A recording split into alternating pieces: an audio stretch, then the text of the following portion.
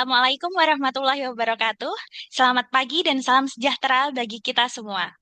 Saudara-saudara sekalian, selamat datang di Jakarta Insight, ruang diskusi kebijakan publik yang hari ini hadir secara khusus dalam rangka pelatihan ASN Pemerintah Provinsi DKI Jakarta. Saya Azizah dan saya akan memandu diskusi kita hari ini.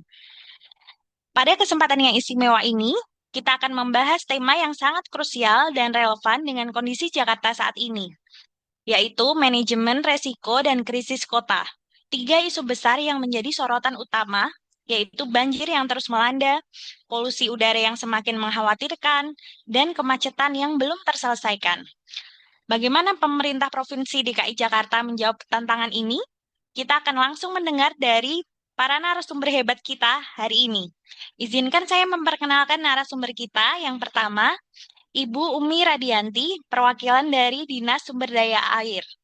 Selamat pagi, Ibu Umi. Selamat pagi Mbak Ziza, selamat pagi Bapak Ibu sekalian. Selamat pagi, Ibu. Lalu ada Ibu Yuli Arfah dari Dinas Lingkungan Hidup. Selamat pagi, Ibu Yuli. Selamat pagi Bu Aziza, selamat pagi Ibu Bapak semua. Lalu yang ketiga ada Ibu Lana Nikmatul Maula dari Badan Penanggulangan Bencana Daerah DKI Jakarta. Selamat pagi, Ibu Lana. Selamat pagi Mbak Ziza, selamat pagi Bapak Ibu sekalian. Dan turut hadir pula Saudara Noval sebagai perwakilan ASN Muda DKI Jakarta. Selamat pagi, Saudara Noval. Selamat pagi, Bu Giza, ibu-ibu semuanya. Baiklah, untuk memulai acara kita pada pagi hari ini, Ibu Umi, kita mulai dari Anda. Banjir masih menjadi momok warga Jakarta. Bahkan Gubernur Pramono Anung sudah mengakui hal ini. Apa yang sedang dilakukan Dinas Sumber Daya Air sebenarnya secara konkret? Silahkan Ibu, apakah ada share screen yang mau dibagikan? Oke, ada Mbak, sebentar ya. Baik, Bu.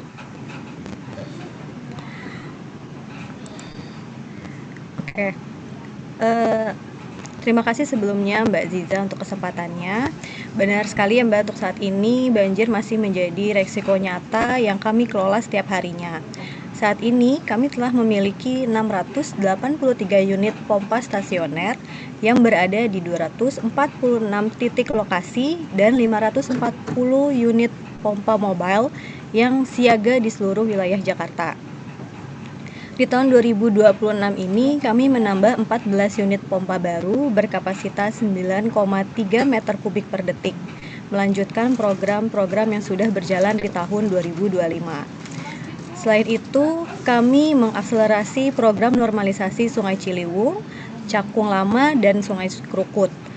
Proyek Jek Tirta dan pembangunan tanggul pantai NCICD juga terus berjalan. Yang terpenting, kami kini mengintegrasikan semua data pompa dan ketinggian air secara real-time melalui sistem digital.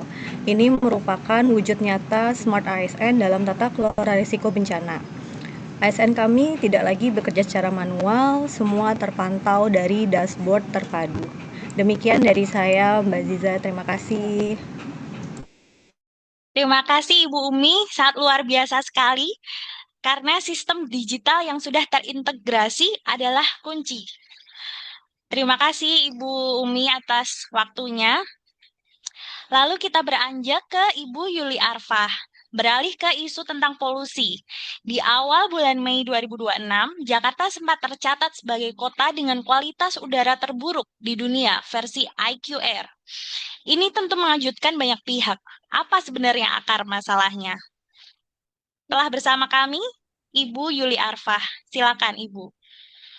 Terima kasih Mbak Aziza.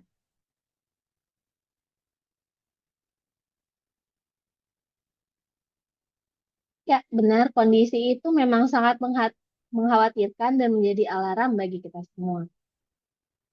Adapun akar masalah polusi udara di Jakarta bersifat multisektoral.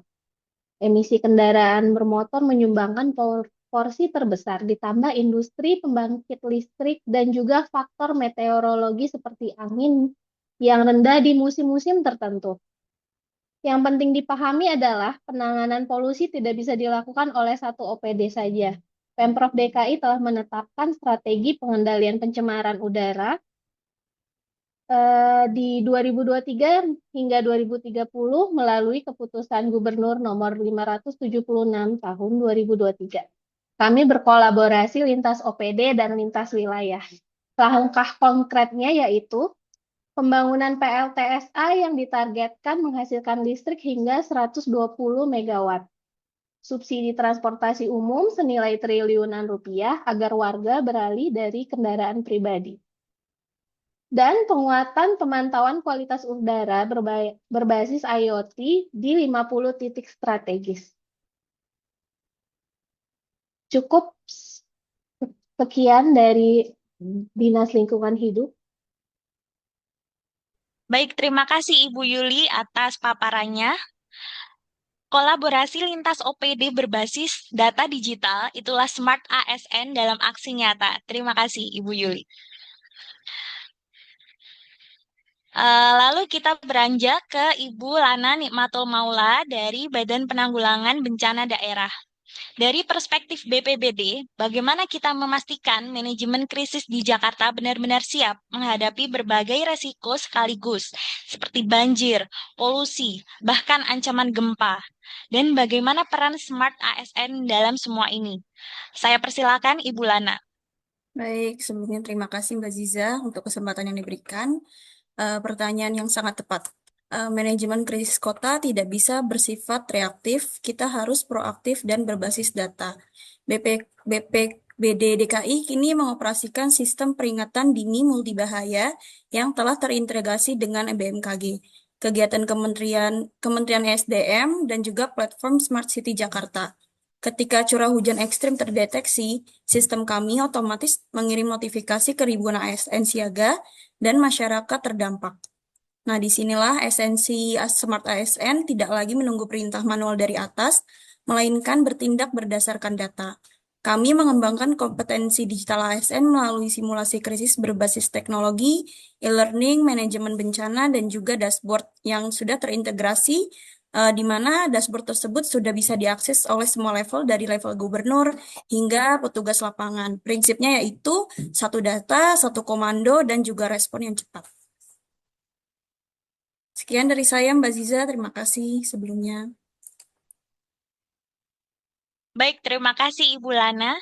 Satu data, satu komando, dan respon cepat. Sebuah prinsip yang sangat kuat. Terima kasih Ibu Lana.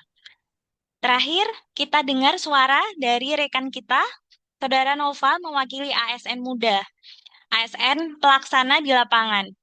Saudara Nova, apa yang paling Anda rasakan dan harapkan sebagai ASN dalam menghadapi krisis-krisis ini? Silakan, Saudara Nova.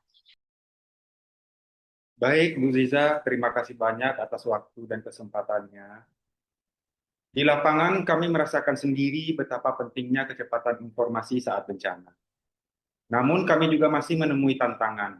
Koordinasi antar OPD yang terkadang terlambat, kapasitas digital ASN yang belum merata, dan anggaran yang harus dibagi untuk banyak prioritas sekaligus. Karena itu harapan kami adalah yang pertama yaitu penguatan pelatihan digital bagi ASN di semua level. Selanjutnya adalah yang kedua, sistem pengaduan dan respon bencana yang bisa diakses warga secara mudah dan real time. Dan ketiga, apresiasi nyata bagi ASN garis depan yang bekerja keras di kondisi darurat. Dengan manajemen ASN yang baik dan semangat Smart ASN, saya yakin Jakarta bisa lebih tangguh menghadapi berbagai krisis. Itu aja Bu Ziza, terima kasih Bu Ziza. Luar biasa. Dari diskusi hangat kita hari ini, kita dapat menarik 3 poin utama. Yang pertama, manajemen resiko banjir Jakarta terus diperkuat melalui infrastruktur fisik dan sistem digital terpadu. Yang kedua, krisis polusi udara memerlukan kolaborasi lintas OPD dan lintas wilayah yang sistematik dan berbasis data. Dan yang terakhir, Smart ASN bukan sekedar slogan, melainkan cara kerja nyata berbasis kompetensi digital, data terintegritas, dan respon proaktif.